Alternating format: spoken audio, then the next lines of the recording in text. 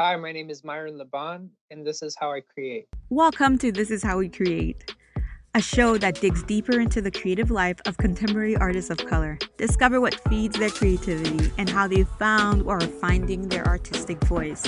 Through these intimate and candid conversations, you'll gain insights into the lives of creative professionals of color that are hard to find anywhere else. Welcome back to This Is How We Create. My name is Martine Severin, your host. We have Chicago based artist Myron Laban in the guest chair. As a self described multi hyphenate artist, Myron dabbles in painting, in creating music, and in his full time job as a pharmacist. Myron has one of the best bios I've come across, which I'll read to you just now. Myron is a young man, goofy is understated, pyramids and Sahara skinned, finger pricks, syringes, and vials full of insulin, CTA writer, art maker, Converse con strangers with a smile, makes paint flow like canoes down rivers, Cheerios for breakfast, push-ups for dinner, pill counting, neon green New Balances, baby blue scrubs. And as a trained pharmacist, he says, ask me about your drugs. My conversation with Myron Laban focuses on how to create a positive mindset and how to use that mindset to do good work, to be a good person, and to use art as a way of healing others. Enjoy the show. Hi, Myron. Welcome to the show. Hello, thank you so much for having me. Myron, as we start, I'd love to just bring up a little something I noticed in my research about you. Is it true that you received your doctor in pharmacy? Yeah, so I'm a pharmacist by day and the artist by day. like, I work at Walgreens right now, and I float around to different pharmacies. So probably given over 1,000 COVID shots in the past 2 years. Oh, that is another discussion to be had. But it's yeah, funny, I think a yeah. lot of people have their day job and then they also have their other day job. hmm Yeah, I saw you interviewed Nolis actually. Yes. Did you go to school with him? Nolis kind No, but we kind of have somewhat similar paths because he went to pharmacy school. He worked as a pharmacist for a bit, and then I think he just started pursuing photography full time. So it's kind of when I met him, I was in school and I saw him. I was like, wow, we're kind of doing similar things, you know. So and I think that's important because I don't think you have to live inside of a box. I think people put you in boxes, and you can be more than one thing. Like I could be a cook, I could be an author, I could be an artist, I could be a doctor, all at the same Mm. time. Yeah, we're never quite one thing. Hi there. I thought I would jump in to let you know that Nolis Anderson was featured on episode 3. So if you want to hear more, to get more context, check out that episode. So I'd love to know at what point you realized that you were creative. I've always known I've been a creative. Like I've been making art my whole life. I remember first grade all the way up until high school, whenever I'd make a really nice drawing, I would put it under my bed. Like I was constantly drawing pictures. And I remember like in middle school I'd go on this site called Deviant Art, and I'd just look at all this art, and I'd draw superheroes, and I'd post my art. And looking back at it, it's not that great compared to what I'm doing now, but I've always been about making art. It's just something that's a part of me. I think that sometimes it is really tough to bring together our vision for what we want to create Yeah. versus, it is that we are creating. In terms of the work that you do as a creative, you're not only a muralist, which is what I think most people know you for, but you also create music. But I'd love for us to dig a bit into that side of your work in terms of doing public art. When did that start? And in terms of the research I've seen, it's just the fully formed Myron, the artist. I'd love to know a little bit about how this came to be. Like I said, I've always been making art, but it wasn't until like 2017. It's like I found myself just creating because I loved it. And I made all sorts of things. I made portraits and I made animals on bikes and I made stuff that people would think is dumb, but I thought was fun. I was at a point where I'm like, I'm doing all this creative things, but it's like I don't have a particular direction. And around that same time, I was making a tattoo design for myself, and it was the uplift figure. And the uplift figure was just gonna serve as a reminder to me to keep on moving forward, when things are hard. And so I would draw it all over my body. Like it literally became second nature because this was gonna be my first tattoo, and I wanted to make sure that, I was putting it in the right spot. So I would have a Sharpie and draw it on different parts of my body. And then I would just draw it in my sketchbook. And then I had this moment where I'm like, this can be my thing. This could be the direction that I'm like going for, because I'm not trying to sell anybody anything, but I want to create something that I believe in. And because I had believed in it and I live by this whole idea, I'm like, this is the direction I'm going to take. And so I started painting a lot of pictures. I started making hoodies and eventually I was like, how can I really be seen? And I realized that street art is the best way to be seen. And I would take the blue line every day to go to UIC at the time, and I'd always look at the buildings and the art. That audience is far greater than an art gallery. Thousands of people see these buildings every day, and I'm like, I need to exist there. And so I started finding places and finding the owners and asking them permission, and then I started making big murals. And I borrowed my friend's ladder, and I bought some cheap paint from Menards or Home Depot, and we just started pulling up and painting these pictures. That became what I'm doing today, just making a bunch of murals all over the city and in different parts of the world. I've made a mural in France, in Barcelona, California, Miami, Colorado. It's cool because you leave a part of yourself wherever you go. Here's a question I have for you because I admit that although I admire muralists in their work and in whatever city I go to, that's the thing that I look for. I look for street art. Did you know how to draw to start off with? And how did this skill develop? I've been drawing and painting for a while. I would say middle school to high school is where I really started learning to hone my craft. And then in college, I ended up taking a few art classes at UIC, placed some intro art classes to fit in to my courses. So I've always been like pretty good at painting and drawing. And so a mural is just a really big painting. However, I simplify it a bit because it's so big, you can't be working on every grass blade like you can for a painting because it's going to take you forever. So you learn to simplify things and blocking colors and not be super particular for certain things. And that's how I started approaching my murals. Just into interest of time and a lot of these murals I was initially doing, I just did them for free, you know. And it's funny because the stuff I cared about most, I was always doing with my own money. Like I have a mural in the West Side on California and Polk, and it's a little black girl with a pencil in her hand thinking out loud.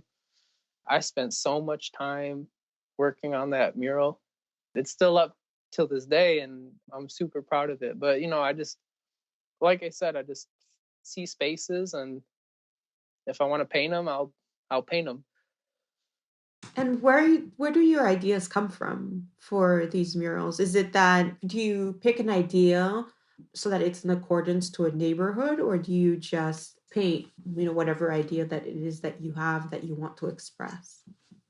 I think both, right? I think uplift. If I put uplift, I don't mind putting it anywhere because I think it relates to everyone who sees it.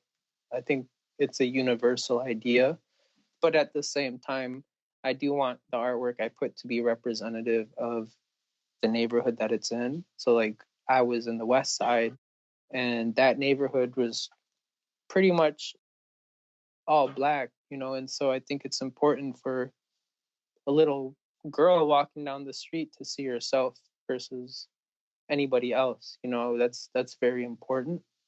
And like the "You Deserve to Be Happy" murals, I'll put those everywhere, because everyone needs to read that.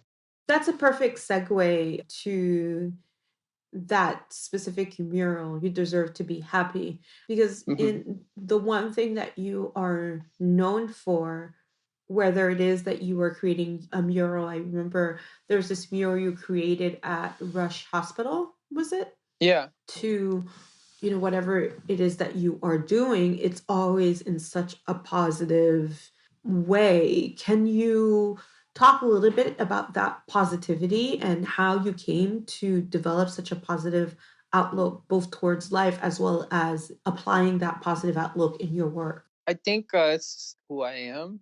I've always been this bright, lighthearted person, and it doesn't mean I haven't been through my own struggles and my own darkness, but I will always be more optimistic than anything. And it's just who I am and how I live my life. Because, every day is a new opportunity. I have a tattoo. It says, every day is worthy of your best try. I think it's something you need in order to keep going. Like, you need to be positive. You need to have hope. You need to know that things will be better, because they do get better. And I think a lot of times it's also subjective, and it's all about perspective and how you see things. And when I make art, the art is supposed to be, I guess, healing. It's for someone who's experiencing darkness to see that light. Like, that's really what it's about. It's because why would anyone want to see the darkness if they're already experiencing that? So it's more so it's intended for the opposite side. That's so powerful and so Yeah. true. I think I loved what you said about positivity.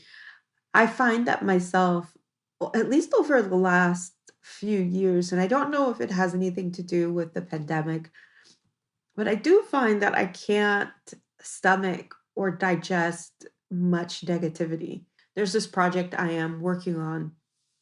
I realized that much of it was stemmed from my frustration with the world. And then it violated in every instance what my personal professional goals are in terms of what I want to show in my work. And I had to kind of really rethink it and come back to that project with a different point of view. That is the positivity, because I think that you could either be a beacon of light or you could just, keep supporting the darkness. So I really appreciate Yeah. your point of view. Because like not a lot of people get that though. Not a lot of people have someone to tell them that they deserve to be happy. Just for example, so like how can I like bring that into the world? Public art is great because I don't even got to be there. The art is there. That's the nice thing about art. Like, I don't have to physically be there to talk to someone. I could talk to someone through a Mhm. painting. One of the things I also noticed about you is that you've gotten quite a bit of press over the last few years. Can you tell me? Yeah, we're getting that I know press. you've gotten press all over the place. How does that come about? One of those murals, I got a lot of. I got CBS, PBS. Then Walgreens found out. Walgreens hit me up because I was working for them, and they're like, "Yo, we saw you on CBS. We want to highlight you." And then UIC's like, "Yo, we saw you on TV." It's like kind of like a ripple effect, you know, when you're doing good things and you're getting noted for it, other people might see it, and then they might want to highlight that too. And then I think you just develop relationships with people, and they kind of pitch you ideas, or sometimes you ask. I remember first time I was on TV, it was on WGN for my CTA project. Remember, I took the train every day, so I interviewed 100 people on the train, and I made an art project, and I used the recordings, and then Larry Potash, the anchor from the morning news, got back to me, and he's like, "Yo, your work is really good. Let me forward it to Marcus Lashak, who was also on the he's still on the show." And then we ended up working on a like a 3-minute feature. Sometimes it's literally just asking, and then sometimes someone connects you, and sometimes people just notice you. That said, though, you have to Um, do the work. If you hadn't Yeah, done that yeah, like project, I don't know if they would have found you as quickly. yeah, like I don't want to be highlighted if I don't have anything to show for it. It's very important to just in general. If I was even gonna pitch myself to Nike, I wouldn't even want to pitch them unless I had work that I was proud of. And that's just kind of the way I approach. You have to make good work first, and then everything comes after. That feels like it's one of those inspirational quotes all on its own. That'd be cool. All right. So I know that you have a limited amount of time. So I wanted to talk about your journey a little bit by asking you to look a bit back. Can you tell me what you would say to your 18-year-old self if they were asking you questions about how you came to be where you are now? mm, Number one, just keep being unapologetic about who you are and what you're doing. That's super important. I've always think I've been unapologetic for much of my life. You know, I'm weird. I'm goofy. Like I'm not normal sometimes. Not in a bad way. It's just who I am. I like dancing and making accents and all these things, and it's just a part of who you are. And the same thing goes for your art. Be unapologetic. Second thing is just keep on. You have like I said, it goes back to making the best work you can do. I think always focus on making quality work because that's what's gonna get you furthest. Keep good relationships. Just being a decent person gets you so far, because your reputation above average work, I feel like can get you further than being an asshole and having the best quality work. I'd rather just be a good person. And because if you're a good person, other people will vouch for you and other people will want you to win. Thank you so much for that. All right. Can we Yeah. talk a little bit about the fact that you are indeed multi-hyphenate? So not only are you a muralist, you also have other mediums other than murals. You've Hmm. had your work in actual galleries. You are a pharmacist by day. You also Yeah. create music. Can you tell me about that last bit about whether or not music was always in your heart, or is this just something new that you're trying out? Music has always like been in my heart. Like if you were to YouTube me, there'd be me trying to rap in when I was in high school, like in these videos over. Oh, I was rapping. I don't want to say it was good, but it definitely wasn't bad. I'm not a rapper though, but I was in poetry slam in high school, and that kind of translated over. I've always been kind of flowing to rhythm, and I remember I moved to Milwaukee in 2018. And I bought a ukulele, and I started playing the ukulele and making these little songs. And let me even show you. I've had this Casio piano. It was my brother's. It's like over 20 years old. So I've had that, and I've been playing that for like the longest time. But I didn't start getting serious about this until last year, actually, when I linked up with my friend Maurice, and I said, I actually want to make a song, something I could drop versus these little SoundCloud recordings that I put that nobody knows about. I just make little songs on GarageBand on my phone. And I've realized that it was time to make something a little bit more polished and professional. And we dropped our first song, Lover Boy. It's doing pretty good. We want it to be part of a larger project. It's going to be probably 5 or 6 songs. I believe in it. Maurice is a genius. I think we're both proud of what we're making. I'm going to pursue it, because I don't feel like you got to be put in a box. You can just do what you want, do a good job at it. Just last question for you before you go. My automatic thought is, where did it come from that you embrace being a multi-hyphenate? Where exactly did that come from? You have the ease in which you can inhabit multi worlds and still be yourself in every single one of them. I love it. I love everything. I love cooking. I love the outdoors. I like playing music. That's how I've always been. I've always had so many interests. It's just like me trying to find the time to do all of it. And that's what I do. I kind of like compartmentalize different times in my life to do different things that I want to do. Today I'm spending making music. Tomorrow I'm going to paint. There's no rush. There's no rush to do any of it. Because I think maybe because I'm working a day job, I don't feel pressed to do anything in particular. I kind of do it on my own terms. And so it allows me to pursue different things and be comfortable with it and not be stressed about what I'm doing and worry about, is this going to be lucrative for me? Because I don't care about if it's lucrative. I'm just expressing myself. It's all a form of expression. That is a beautiful note to end on.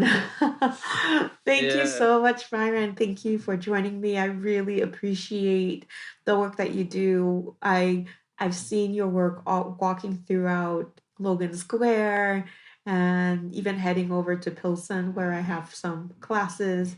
You don't understand how happy I am to actually meet you. This is such a big deal for me. Oh, wow. I should have said that in I'm the beginning. honored. I'm sorry. I should have said that. Oh, don't even worry. I appreciate that a million. That's so nice of you. And I'm pretty honored that you would have me on Thank you. the podcast. All right. Thank you so much.